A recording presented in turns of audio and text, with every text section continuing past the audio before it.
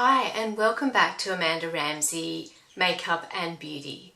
I'm Amanda, I'm a professional makeup artist with lots and lots of industry experience. So I'm here to share my professional insider tips and tricks with you, my beautiful tribe of women over the age of 40.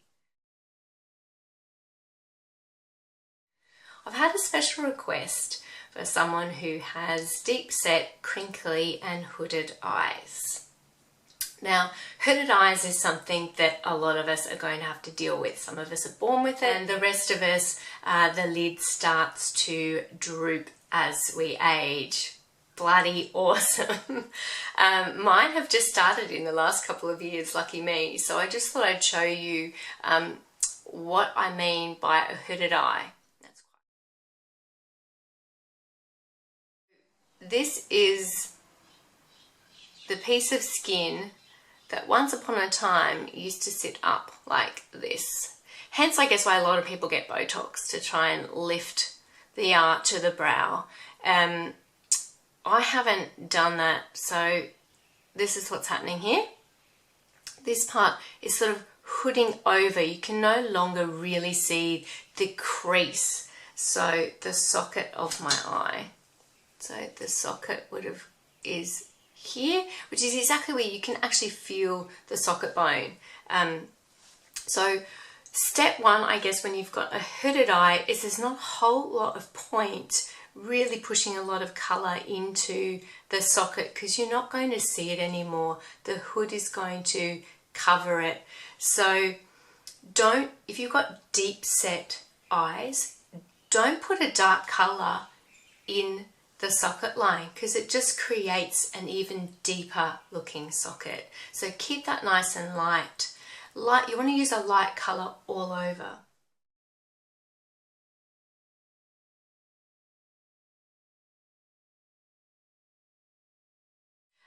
The other thing with a hooded eye that you don't want to do, and this is really hard for a lot of people to kind of move on from, I think we were all taught in the 90s and the 80s to use like a shimmery white up here under the brow bone.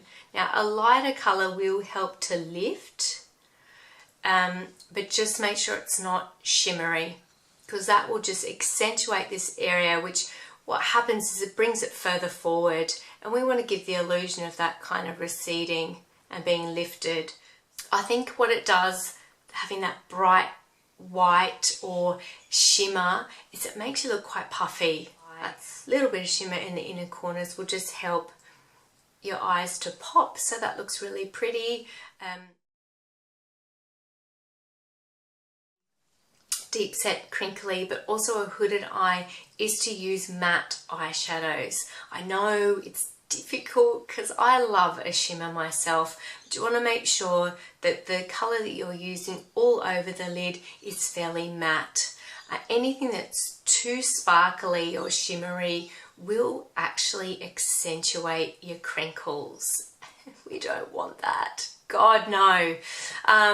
So keep it matte. I think if you want to use a little bit of shimmer in a corner, and maybe you can just tap a little bit right in the middle of the mobile lid here.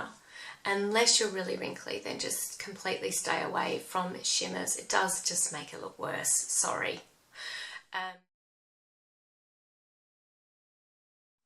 So I just want to show you how to give a little bit of shape to a hooded eye.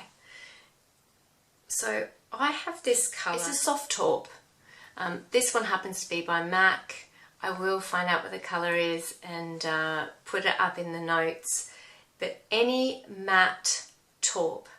So here's insider tip for creating shape and contour in a hooded eye. Put a little bit of that taupe on an angled brush like this one. Then what you actually want to do is just start underneath your eye, even if it's just to the outer edge of that pupil, and wing it out. So you're using the lower lash line as a guide,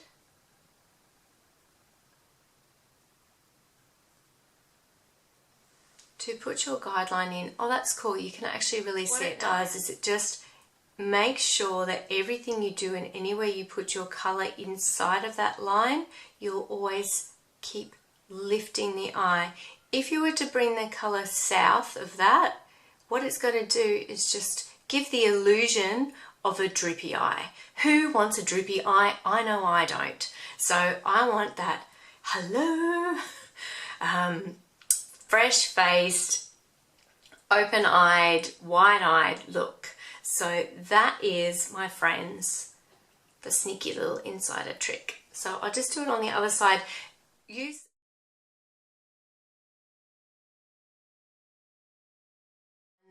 what it does, it just gives that illusion of my lashes lifting, even though, you know, I might have one or two little hairs left out there.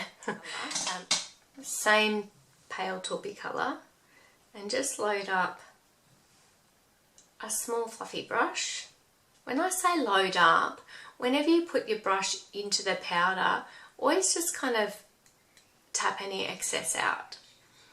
And then starting at, so this is for hooded eye, start at the guideline. Now instead of taking the colour into the crease like we were all taught probably 10 years ago, if not more, what you want to do is actually use that guideline, the top of the guideline, and bring the colour just above the socket. Okay, so just get it on. Don't worry about it being blended at this stage. Just get it on. And just bring it to about halfway. Just going to do a really natural eye.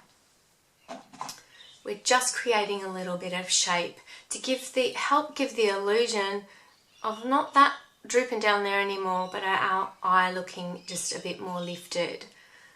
So same on the other side.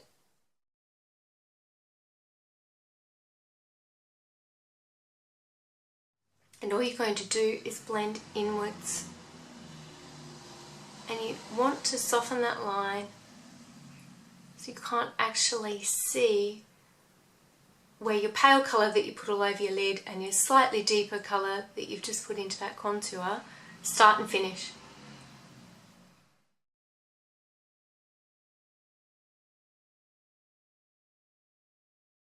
I'm going to use this fairly flat, small brush and just a little bit of white, a white powder that has a little bit of shimmer to it, and I'm just going to put it on my tear duct.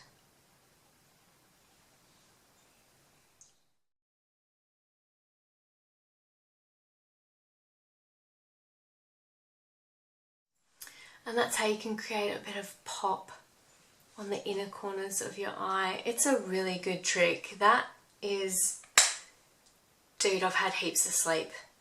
I'm feeling bloody awesome, guys, but I love it. So you can all rock that one. Shows you that's actually the basis of a smoky eye. So pick a deeper colour and play with it.